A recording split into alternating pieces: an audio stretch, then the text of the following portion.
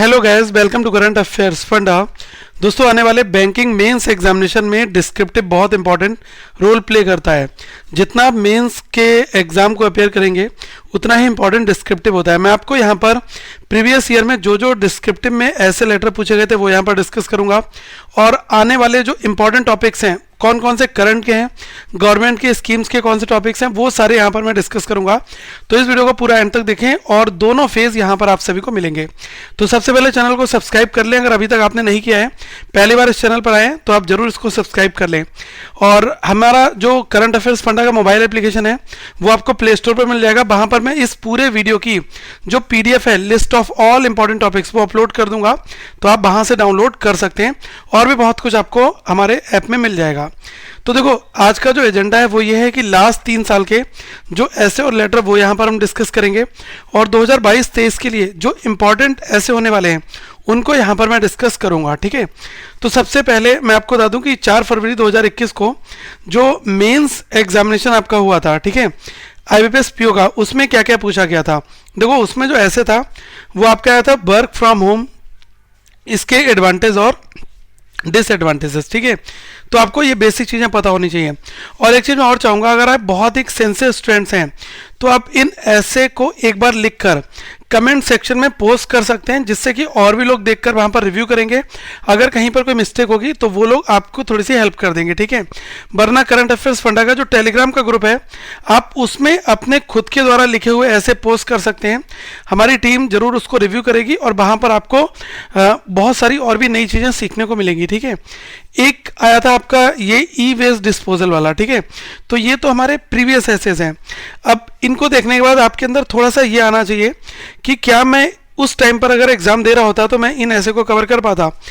ई waste disposal के ऊपर क्या कंटेंट आप लिख सकते हैं, आपने इससे पहले नहीं पढ़ा है तो आप इन आर्टिकल्स को पढ़ें, ढूंढें और इंटरनेट पर थोड़ा सा इसके बारे में समझें। ठीक है, लेटर में था कि language problem in children because of applications. ठीक है, एक था letter by bank manager to the customers for declining the loan. ठीक है, किसी ने लोन के लिए अप्लाई किया और वहाँ पर उसका लोन डिक्लाइन हो गया, तो लेटर बाय बैंक मैनेजर किस फॉर्मेट में कम्युनिकेशन हुआ है वो चीज़ यहाँ पर है। ठीक है, तो आप एक बार ट्राई कर सकते हैं कि आप किसी ब्रांच के मैनेजर हैं तो आप किस तरीके से कस्टमर से, आप उसके डॉक्यूमेंटेशन पूरे नहीं है, उसका सिविल अच्छा नहीं है, और भी तरह तरह की चीज़ें हैं, कैसे आप अपनी चीज़ों को एक्सप्रेस करेंगे। ओके, थोड़ा सा और आगे बढ़ते हैं। ये 30 नवंबर 2019 को IBPS PO का जो एग्जाम हुआ था उसमें ऐसे क्या आया था, इथिकल बैंकिंग। ठीक है, ये पढ़ लो, कई बार लोगों ने सुना होगा इथिकल हैकिंग क्या होती है, और यहाँ पर आया है इथिकल बैंकिंग। एक था social media influencers impact on us. ठीक है, जो आपने देखा होगा कि बहुत सारे अलग अलग ब्रांड इंडोर्स होते हैं, तो जो सोशल मीडिया इन्फ्लुएंसर्स हैं उनका इम्पैक्ट हमारे ऊपर क्या पड़ता है। अब जैसे आप देख लो कि प्रियंका चोपड़ा है, वो क्या करती हैं, रजनीगंधा का ऐड करती हैं, तो एक तरीके से क्या है कि वो एक यूथ आइकॉन है और लोगों के बीच में एक तरीके से इस चीज़ को प्रमोट कर रही हैं। आपने देखा कई सारी अलग फॉर्मेट की ड्रिंक्स आती हैं, उनको कोई सेलिब्रिटी कर रहा है, विराट कोहली किसी ऑनलाइन यूनिवर्सिटी का ऐड कर रहे हैं, तो ये सारी चीज़ें हैं, इसका यूथ के ऊपर क्या प्रभाव पड़ता है। ठीक है, एक है यहाँ पर contribution of unorganised sector in Indian economy, बहुत ज़रूरी चीज़। आपको पता है अनऑर्गेनाइज सेक्टर क्या होता है। देखो यार, अनऑर्गेनाइज सेक्टर का मतलब हो गया कि जो डेली मजदूरी करते हैं। ठीक है, आप और समझ सकते हैं कि जैसे कोई ठेला लगा रहा है, ठीक है, और जो लेबर क्लास हो गई, ओके, तो ये सारा जो चीज़ें हैं वो आपकी अनऑर्गेनाइज चीज़ों में आती हैं। ठीक है, तो यहाँ पर इंडियन इकोनॉमी में किस तरीके से उसको स्ट्रेंथन कर रहे हैं, उनका कंट्रीब्यूशन क्या है, इसका आपको ब्रीफ समझना पड़ेगा। Pros and cons of 4 days banking in a week. वैसे तो ये सपना है, लेकिन इसकी बात चली थी कि अगर 4 दिन बैंकिंग पूरा हो एक वीक के अंदर, ठीक है, तो क्या इसका प्रोस क्या कॉन्स होंगे, तो आप इसके ऊपर सोच सकते हैं। ठीक है, देखो मैं जो टॉपिक दे रहा हूँ आपको जो अच्छा लगे, आप एक अपना फेवरेट जो है ऐसे वो नीचे डिस्क्रिप्शन में एक जो कमेंट्स कॉलम होगा उसमें आप लिखोगे, ताकि मुझे पता चलेगा कि हाँ आप जो है थोड़े से अपने एफर्ट दे रहे हो। FDI इन रिटेल सेक्टर, ये ऐसे ऐसे टॉपिक्स थे। ओके, और लेटर कौन सा था, कोई भी एक आपको चूज करना होता है, ध्यान रख लो, सारे नहीं करने होते हैं। एक था write a letter to your bank branch manager, अपनी बैंक ब्रांच मैनेजर को एक लेटर लिखो, इन्फॉर्म करो इनको that your EMI instalment of 3000 has been deducted instead of 2000, ठीक है। आपके 2000 रुपये कटने थे, 3000 रुपये बैंक ने गलती से काट लिया। इसके लिए आप उनसे कहो कि हमारा जो एडजस्टमेंट है उसको हमारे अकाउंट में रिम्बर्स कर दो, ठीक है। तो ये चीज़ें आपको एक तरीके से समझनी पड़ेंगी, ठीक है, कि कैसे हमें कम्युनिकेट करना है विद ऑनर। आपको सारी चीज़ें लिखनी पड़ेंगी। एक यहाँ पर है कि आपको रोड ट्रांसपोर्ट अथॉरिटी को एक लेटर लिखना है जिसमें एक्सप्रेस करना है अपना concern over uses of high beam LED lights in bikes and cars. आज के समय में आपने देखा ना, ये बहुत बड़ी समस्या चल रही है। कोई भी नई कार जैसे ही आती है तो क्या होता है कि उसमें DRL लगा लो, उसमें हाई बीम हेलोजन लगा लो, ठीक है। आपने ये सब चीज़ें देखी होंगी। तो इनसे एक्सीडेंट प्रोन जो एरियाज़ हैं वहाँ पर एक्सीडेंट काफ़ी ज़्यादा हो रहे हैं, ठीक है। तो हम रोड ट्रांसपोर्ट अथॉरिटी को इस कंसर्न के बारे में अपना जो चीज़ है उसको हम एक्सप्रेस कर सकते हैं। और किस फॉर्मेट में करेंगे वो आप एक बार बताओ कि आप कितना अवेयर करते हो इस टॉपिक से, ठीक है। मैं आपके कमेंट्स को व्यू करूँगा और उनका रिप्लाई भी करूँगा। बाकी टेलीग्राम पर आप सर्च कर लेना करंट अफेयर्स फंडा को, आप वहाँ पर अपना प्रॉपर फॉर्मेट में डाल सकते हैं। ग्रुप है हमारा, तो उसमें आपको थोड़ी सी मदद मिल जाएगी, ठीक है। मैं लिंक वैसे आपको नीचे दे दूंगा।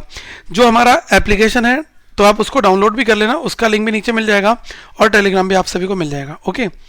एक यहाँ पर लेटर है कि write a letter to the editor of a newspaper expressing your concern on the state of elderly living alone by themselves, request the government to take some initiative to help the senior citizens living alone. तो यार ये आप इस पर अपना focus कर सकते हैं, ठीक है। ये 2018 के मेंस के डिस्क्रिप्टिव हैं। लेटर पहले आपके सामने यहाँ पर ला रहा हूँ। ये है एक लेटर, आपको लिखना है editor of types of pollution and on the ways of tackling them. एक है write a letter to your neighbour thanking them for their help during a family emergency, ठीक है। आपको कोई आपातकाल जरूरत पड़ी थी, आपके पड़ोसी ने आपकी किस फॉर्मेट में मदद की होगी, अगर आपको कुछ याद है तो आप वहाँ पर उसको थैंक करते हुए एक लेटर लिख सकते हैं, ठीक है। अब जैसे एक है write a letter to the municipal commissioner to bring to his notice the illegal encroachment by hawkers and request him to put an end to it. ये बहुत इंपॉर्टेंट लेटर है, ये आपको लिखना आना चाहिए, ठीक है। Write a letter to your favourite author praising his her book publish recently. कोई बुक आपको बहुत अच्छी लगी है उस ऑथर की, तो आप उसको एक पर्सनली, उसका एड्रेस होता है उस पर आप लिखकर उसको प्रेस कर सकते हो। भाई उसके जो आइडियाज़ थे या उसके जो एक्सप्रेशंस थे वो आपको बुक्स में उसने जो एक्सप्रेस किए थे उनसे आप कितना इन्फ्लुएंस हुए हो, वो आपके जीवन में किस तरीके से आगे बढ़ेंगे, तो आप वो चीज़ें यहाँ पर बता सकते हो। एक है write a letter to the branch manager to assign a separate counter. भाई साहब सीनियर सिटीजन्स के लिए एक सेपरेट काउंटर वैसे तो होता है, लेकिन आपको एक ये लेटर यहाँ पर एक्सप्रेस करना है, उसमें ये वाली चीज़ रिक्वेस्ट करनी। किसी ब्रांच में नहीं है, ठीक है, कॉमन चल रहा है, उसी में वुमेन की लाइन है, उसी में यूथ की है, उसी में सीनियर सिटीजन की है, तो आपने ये चीज़ देखी, फिर आप इस वजह से यहाँ पर ये चीज़ लिख रहे हो, ओके। अब ये जो मैं आपको बता रहा हूँ ऐसे वाला, ये आपका लास्ट 2018 का ही है। Many magazines have stopped printing a physical copy and switched to the digital mode due to the lack of readership discuss, ठीक है। ये बहुत बहुत बहुत ज़रूरी चीज़ है। आपने आजकल देखा ना, किंडल एडिशन बहुत ज़्यादा चल रहा है। देखो पेपर बुक तो चली रही है, लेकिन बहुत सारे रीडर्स ने अपनी चीज़ों को एक तरीके से हम ये भी कह सकते हैं कि यार पैरेसिंग भी बच रही है और जो उनकी कॉस्ट है वो भी यहाँ पर इम्प्रूव हो रही है और लोग इसको इजीली हैंडी करके पढ़ सकते हैं, कोई भी कहीं भी देख सकता है, ठीक है। तो ये भी है, तो आप इस पर अपना फोकस डालो। एक है what are fake news, how to identify and avoid them. भाई साहब ये बहुत ज़रूरी चीज़ है, क्योंकि मेजर जो लिंचिंग है सोशल मीडिया पर, आप देखते हो कोई भी फेक न्यूज़ फैला दी गई, इससे कहीं पर कोई लिंचिंग हो जा रही है, तो ये चीज़ें बहुत आ रही हैं, ठीक है। एक और भी है, मैं आपको अभी पीछे ऐसे दूंगा, उसमें मैंने एक यहाँ पर डाल रखा है कि सोशल मीडिया का जो इम्पैक्ट है वो यूथ के ऊपर किस फॉर्मेट में पड़ रहा है, ठीक है। तो वो चीज़ें भी आपको थोड़ा सा पता होना चाहिए।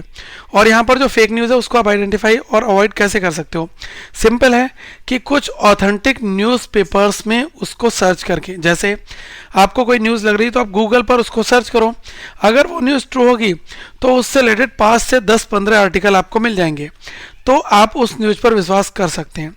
वरना जो न्यूज़ है आपके पास आई और आपने देखा अरे ये न्यूज़ आ गई, फटाफट आपने इसको फॉरवर्ड कर दी, उसका कितना गलत प्रभाव लोगों के ऊपर पड़ रहा है, तो उन चीज़ों को हमें अवॉइड किया जा सकता है, ओके।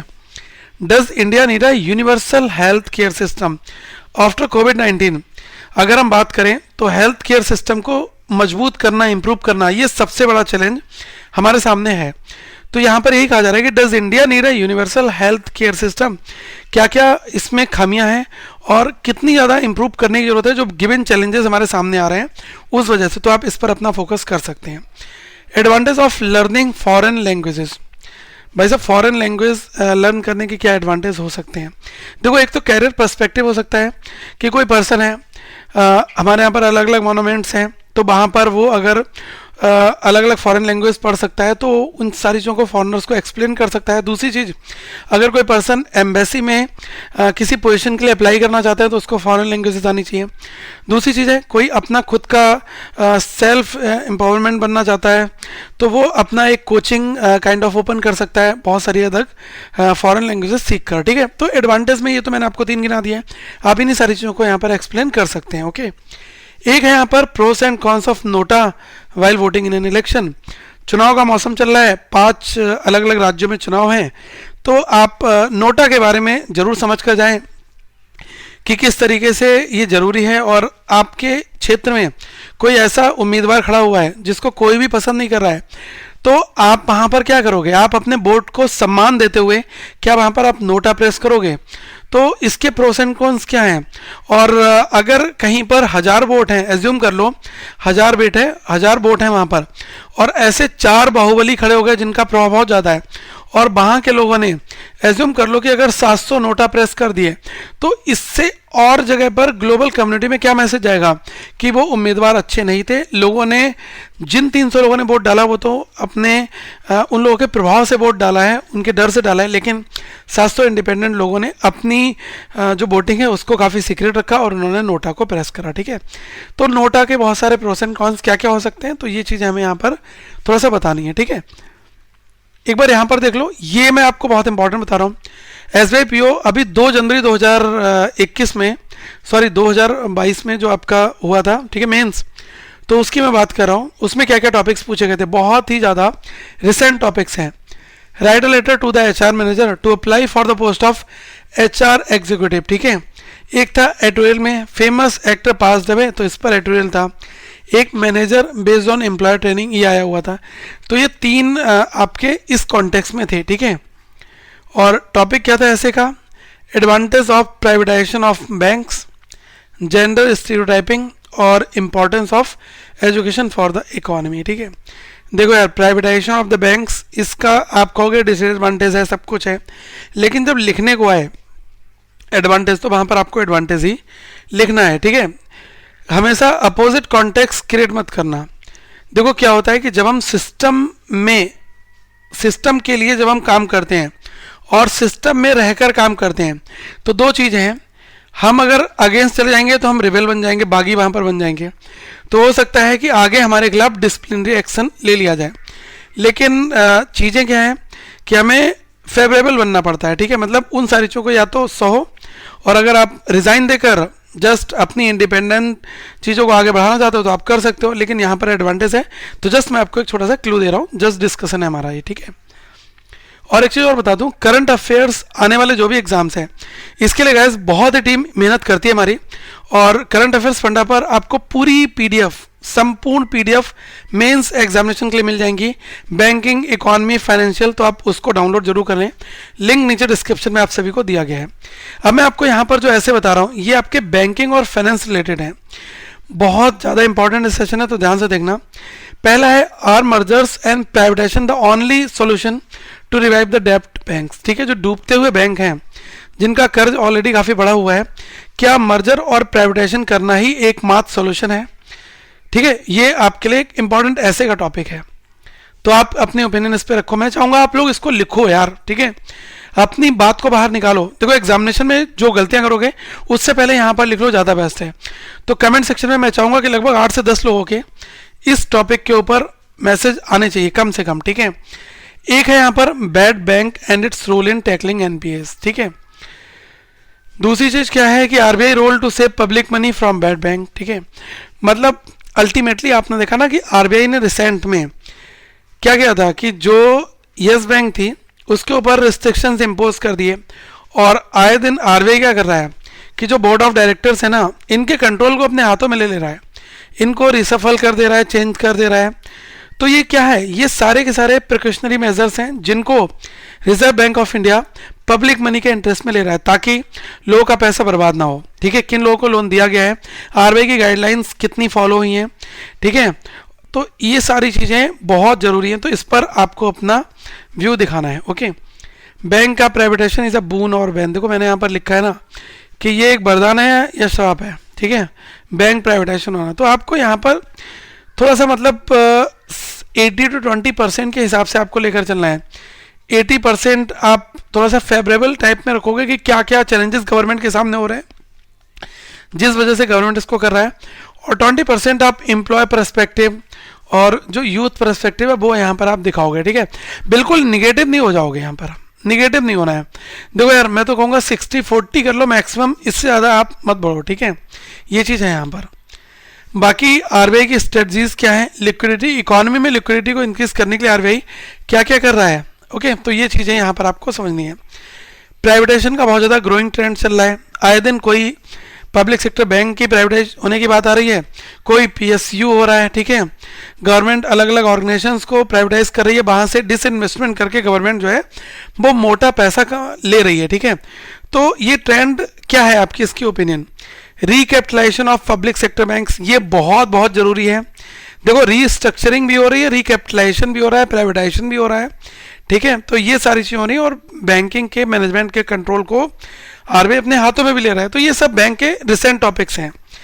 और एक 8 नंबर बहुत इंपॉर्टेंट है, ये है बैंकिंग अम्बड्समैन, मतलब कि बैंक लोकपाल। ओके, और जो बीबी है बैंक बोर्ड ब्यूरो, इसके रोल क्या क्या है। आपकी समस्याओं का बैंक में अगर समाधान नहीं हो रहा है तो उस केस में क्या है कि आपको लोकपाल के पास जाना होगा। ठीक है, तो ये चीज़ आप यहाँ पर थोड़ा सा समझ लो। ठीक है, कि क्या है। बाकी फार्मर का प्रोटेस्ट हुआ, इसका इकोनॉमी पर क्या इम्पैक्ट पड़ता, और ये चीज़ें आपको थोड़ा सा समझनी है। ओके, यहाँ पर देख लो, ये इन्वायरमेंट और ग्रीन वर्ड से रिलेटेड कुछ टॉपिक्स मैंने आपके लिए बनाए हुए हैं। सिंगल यूज़ प्लास्टिक बैन, आप देखते हो कि जो दूध की थैली आती है वो एक ही बार तो यूज़ होती है। ठीक है, पानी की बोतल हो गई, ये हो गया। आप देखते हो कि रिफाइंड आ रहा है, ऑयल आ रहा है, ये सब क्या है आज के टाइम पे मल्टी कोई इनका यूज़ नहीं है। तो किस तरीके से ये प्रभाव डाल रहे हैं लोगों के जीवन में, और प्लास्टिक को आपको बताया कि नष्ट नहीं किया जा सकता। ठीक है, तो इन सब चीज़ों को हम कैसे रिड्यूस कर सकते हैं और इनके अल्टरनेट क्या क्या हैं। ठीक है, और इस पर क्या क्या हमें मेजर्स लेने की ज़रूरत है। पोल्यूशन के कॉजेज़ में ये आ जाता है। स्वच्छ भारत मिशन, आप ये बता सकते हो कि इसमें क्या प्रोग्रेस, क्या प्रॉब्लम्स, और ये आ सकता है आपके ऊपर टॉपिक। और स्वच्छ भारत मिशन कितना अवेयरनेस लोगों के बीच में गया है इससे। ठीक है, प्लास्टिक वर्ड में 1 सेफ बॉटल्ड वाटर। ठीक है, एक ये है। एक है आपका world environment day for a plastic free future. तो यार ये जो वर्ड आपने देखा ना विश्व पर्यावरण दिवस के ऊपर काफ़ी कुछ चीज़ें आई थी। ठीक है, इस वजह से ये बहुत हाईलाइटेड टॉपिक्स हैं। पॉपुलेशन कंट्रोल जो है वो क्यों ज़रूरी है। ठीक है, तो ये चीज़ है यहाँ पर। एक ही एजुकेशन वाले 2-3 टॉपिक मैं आपको बता रहा हूँ, ये कर लो। एक आपने देखा कि नई एजुकेशन पॉलिसी जो है वो क्या है, जो ई लर्निंग है, the future of education system क्या है, और ऑनलाइन क्लासेस का एडवांटेज और डिसएडवांटेज क्या क्या है। ठीक है, तो ये चीज़ें हैं। अभी कोविड के टाइम पर तो यही एक तरीका है मात्र लोगों को एजुकेट करने का, तो यही चल रहा है। ओके, तो ये टॉपिक्स काफ़ी रिसेंट हैं। और गवर्नमेंट स्कीम्स और प्लान फॉर एम्बिशियस इंडिया अगर हम बात करें तो इसमें है PM Ayushman Bharat health infrastructure mission, ये बहुत इंपॉर्टेंट है। आज़ादी का अमृत महोत्सव, इलेक्ट्रिक व्हीकल्स के ऊपर गवर्नमेंट सब्सिडी दे रही है, बहुत ज़्यादा फोकस कर रही है। तो the future of transport, electronic vehicle जो आ रहे हैं आपने देखा होगा। ठीक है, टेस्ला ऑलरेडी यूएस में सारी कार्स बना रही हैं और इंडिया में भी बहुत सारी गाड़ियाँ जो है वो आ चुकी हैं।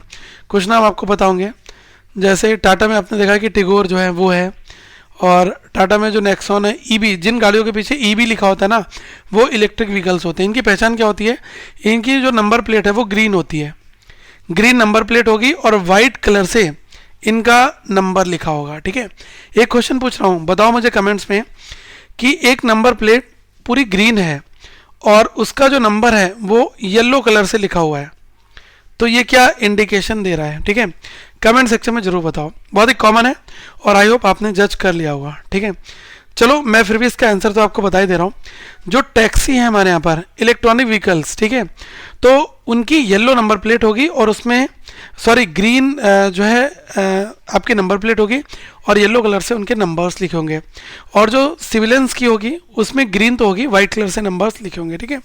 तो ये बेसिक डिफरेंस यहाँ पर है। आपने देखा वोकल फॉर लोकल, कोविड के बाद से सब कुछ क्या हो रहा है कि हम चाइना पर डिपेंडेंसी नहीं रखना चाह रहे हैं, अदर कंट्रीज पर नहीं करना चाह रहे, जो है वो इंडिया में बनाओ यार, ठीक है। आपने इसका एग्जांपल देखा होगा कि मास्क हो गया, पीपी किट हो गया, हम कितनी बाहर से इंपोर्ट कर रहे थे, ठीक है, कि भैया बाहर से मंगा लो। और आपने देखा कि सैनिटाइज़र, ये सब चीज़ें, वो बात अलग है कि इंडिया में चीज़ों की क्वालिटी और बनाने के चक्कर में कितनी ज़्यादा रफ चीज़ें बना देते हैं, लेकिन वोकल फॉर लोकल में कहने का मतलब ये है कि इंडिया में रहो, इंडिया में बनाओ और इसको इंडियंस के लिए प्रोवाइड कराओ, ठीक है। तो आपने देखा ना कि टाटा जो है वो अपनी कार्स वोकल फॉर लोकल के नाम से काफ़ी ज़्यादा प्रमोट करता है। तो यही सारी चीज़ें बिकती भी बहुत ज़्यादा हैं, ठीक है। काशी विश्वनाथ कॉरिडोर अभी पीएम मोदी जी गए थे बनारस में, इसका उद्घाटन कर आए। तो काशी विश्वनाथ कॉरिडोर का क्या सिग्निफिकेंस है और ये किस किस तरीक़ों से काफ़ी इंपॉर्टेंट है, तो ये आपको थोड़ा सा समझना है। Social media addiction in youth and it's bad impact, जो अभी मैंने प्रीवियसली आपको एक लिंक करके बताया था कि किस तरीके से फेक न्यूज़ जो है वो इम्पैक्ट डाल रही है, तो यहाँ पर ये चीज़ें आपको समझनी है, ओके। एक है आपका future of crypto currency and why India is not interested in it. देखो जो गवर्नमेंट की मंशा है ना वो फ्यूचर क्रिप्टो करेंसीज में कम लग रही है, ठीक है।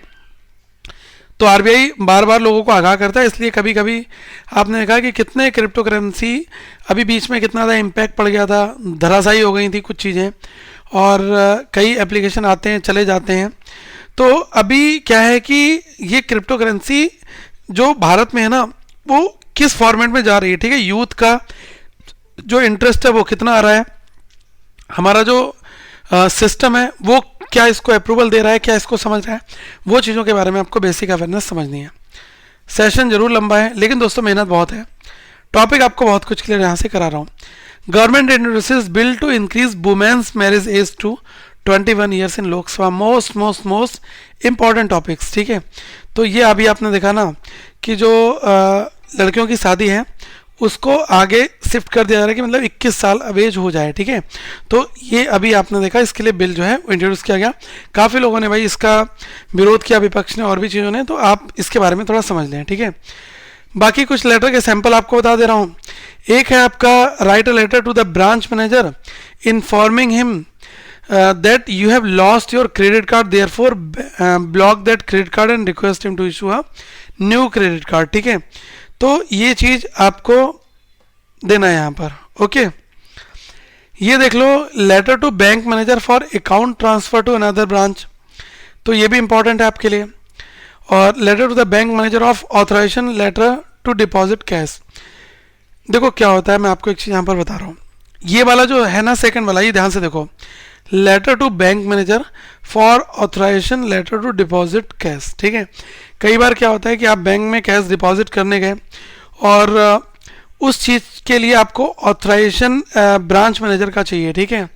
तो वो यहाँ पर आपको एक लेटर उनके लिए लिखना है, रिक्वेस्ट लेटर, ठीक है। ये भी कई अलग अलग सर्कमस्टांसेस में होता है, ठीक है। बैंक टू बैंक होता है, कहीं पर आप एक बार में 2 लाख रुपए पैन कार्ड के साथ जमा कर देते हो, कहीं पर लिमिट है, कहीं पर चार्जेस कटते हैं, बहुत सारी अलग अलग कंडीशंस होती हैं। तो इसमें आपको कम्युनिकेट करना है, okay. Write a letter to the bank manager to close bank account. भाई साहब आप इंडिया में रह रहे हो और आपका कहीं फॉरेन जाने का प्लान बन गया, आप शिफ्ट वहीं हो रहे हो, आप एक जिम्मेदार नागरिक की तरह पूरी फॉर्मेलिटीज़ पूरा करना चाह रहे हो, आप अपना पूरा कैश निकाल रहे हो और वहाँ से आप सारे ड्यूज क्लियर सब कुछ करके आप अपना अकाउंट क्लोज करना चाह रहे हो, तो इसके लिए आप एक कम्युनिकेट करो, कोई रीज़न दो उनको, ठीक है। You have been observing that your subordinate are not working properly, write a letter to the HR department about the same. वैसे तो ये पंगे लेने वाला लेटर है, आप किसी ऑर्गेनाइजेशन में काम करके अपने कलीग के बारे में लिख रहे हो, लेकिन आप एक जिम्मेदार एम्प्लॉय होते हुए कंपनी को बचाने के लिए कि बाकी एम्प्लॉय जो है सीरियस नहीं है इस प्रोजेक्ट के लिए, जो कि कंपनी की ग्रोथ डेवलपमेंट और चीज़ों के लिए काफ़ी ज़्यादा है, तो please review all the things. तो इनके ऊपर आप एक लेटर लिख सकते हो, ठीक है, HR को, ताकि उसकी नज़र जाए, ठीक है। तो ये चीज़ें थी यहाँ पर। तो गाइज मैंने आपको जैसा बोला करंट अफेयर्स बहुत ही वास्ट लेवल पर हम लोग आगे बना रहे हैं, तो आप लोग क्या करो, 2021-22 सबके लिए अगर तैयारी करना चाह रहा हो तो अभी बहुत ही मिनिमल रेट पे ये आपको सारे PDF मिल जाएंगे। लिंक नीचे डिस्क्रिप्शन में मैंने दे रखा है, आप जाएं और जाकर एक बार देखें।